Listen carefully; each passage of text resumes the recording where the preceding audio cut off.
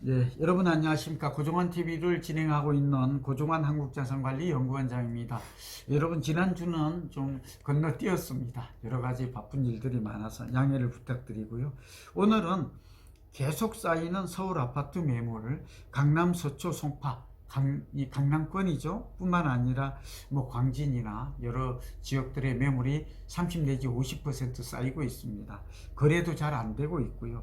그러니까 올 상반기에 급등했던 이런 피로감 때문이다. 이기도 하고 이제 금리의 급등이라든지 대출 규제 강화 그리고 이제 저가 급매물을 노리는 수요들이 많이 감소한 탓으로 보이고, 그러니까 매물이 쌓인다는 것은 매도자가 많다는 거잖아. 이걸 매물 축적이라고 그러거든요. 그 매물이 축적되면 어떻게 될까요? 매물이 축적이 되면 안 팔립니다. 그 안 팔리면 그 다음에 어떤 일이 벌어질까요? 너도 나도 팔려고 합니다. 과거의 경험. 그러면 더 축적이 되겠죠. 그게 이제 거품이 붕괴되는, 가격이 급락하는 원인이 되는데, 지금 또 그렇게 보기도 어려워요. 왜죠?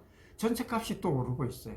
그런데다가 지금 입주 예정 물량도 줄어들죠. 인허가 물량, 착공 물량, 분양 물량이 함께 줄어들어요. 그러니까 2, 3년 후에는 또 집값이 더 오를 거다, 이런 생각이 또 있어요. 그리고 금리도 내년 하반기 이후에는 또 내리게 되고, 뭐 아무튼 상승 요인과 하락 요인, 그러니까 우선 하락 요인으로는 이제 금리가 동결이 됐지만 주택담보대출금리 오르죠, 전세가 대출금리 오르죠, 신용대출금리가 지금 7%를 넘어서서 8%로 가고 있잖아요. 이게 미국마저도 지금 주담대 금리, 이 30년 모기지론이 지금 8%를 넘어가요.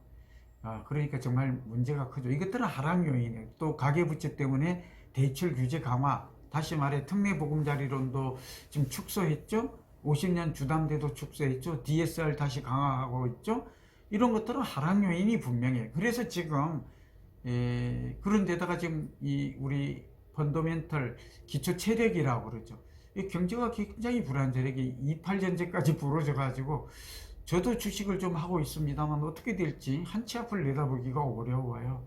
굉장히 지금 어려운 시대가. 그래도 부동산은 좀 안전자산이죠. 주식하는 사람들은 완전 갈팡질팡 사면초가예요. 뭐 이미 막 20, 30% 빠진 것들이 수두룩한데 28 전제까지 터지니까 이제 이건 또 어떻게 될지 모르죠. 오늘 또 주가는 급락하지 않습니까? 어제 오늘. 왜 이 얘기를 하느냐? 주식이 급락하면 부동산도 하락 영향을 받게 됩니다. 보통 주식이 선행시장 6개월 정도 선행하거든요. 그러니까 주식시장에 건설주나 리츠주를 잘 보라는 말씀 드렸잖아요. 그래야 부동산 시장이 3개월에서 6개월 후에 어떻게 될지 딱 1대1로만 볼 수 없는데, 그런 인과성을 우리가 예측할 수가 있다. 이제 상승 요인은 공급 부족에다가 전세 가격이 오르면 매매 가격이 오를 수도. 이건 여러 번 얘기했죠. 그래서 오늘 주제입니다. 서울 기준으로 19일 매도 물량이 7만 6천 건을 넘어섰습니다. 2020년 이후에 최대치라고 그러고요. 특히 많이 늘어난 게 서초구입니다. 3,600건으로 58%. 굉장히 급증했죠. 30% 이상이면 의미 있는 변화고, 50%가 오르내리면 이거는 거의 급락 또는 뭐 급등, 이렇게 뭐 폭락이나 뭐 폭등, 이런 얘기를 할 수가 있는 거죠. 그러니까 거래량에서 이 얘기가 나타났다는 것은 앞으로 가격이 좀 오르기는 어렵다. 그럼 내릴 것인가? 이건 또 다른 문제죠. 여기에다가 보니까 송파구도 51% 늘어났고, 강동, 동작, 성동, 마포, 강남 다 30% 이상의 매물이 좀 늘었다라는 점은 이 순간 굉장히 좀 주목할 만한 변화이고 심상치가 않다, 예사롭지 않다 하는 말씀을 좀 드립니다. 그럼 앞으로 어떻게 될까요? 그래서 저는 올 4분기는 이제 거의 다 갑니다. 11월, 12월 되면 이게 이제 내년 1, 2월까지 지속되는 거거든요. 그러니까 내년 봄이 되어야 병복정 분수령이 될 것 같아요. 어쨌든 당분간 집값은 급등도 급락도 없는 안정적인 흐름이 나타날 거다.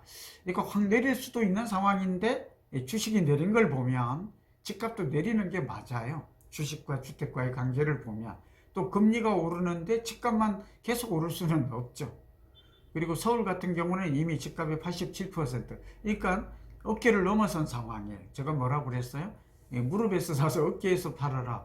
그러니까 지금은 어깨 부근인데 집을 사는 건 옳지가 않겠죠.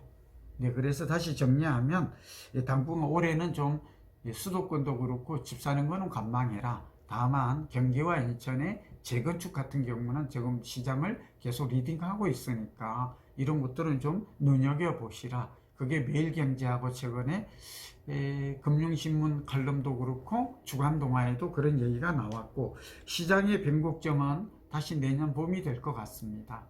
그래서 그때까지는 가급적이면 좀 현금을 보유하고, 다만 신규 분양이나 이런 것들은 입지가 좋고 분양가가 저렴하고, 또 뭐 GTX, ABC처럼 신규 말하자면 신설 역세권이 되는 곳들은 다만 예외로 분양가가 계속 오르니까 이런 점들은 신규 분양으로 내 집 마련하는 전략은 그대로 유지하라. 그리고 경공매, 오피스텔 같은 경우는 지금 싸게 많이 나오고 있거든요. 이런 것들은 경공매를 통해서 거의 절반 가격에 사는 것은 좋아요. 그런 것들을 말씀을 드리고, 이제부터 시장의 흐름이 좀 바뀔 수 있다. 좀 주의해야 한다. 신중한 자세가 요구된다 하는 말씀을 드리면서 여기서 오늘은 마치도록 하겠습니다. 여러분 경청해 주셔서 감사합니다. 건강하시고 행복하십시오.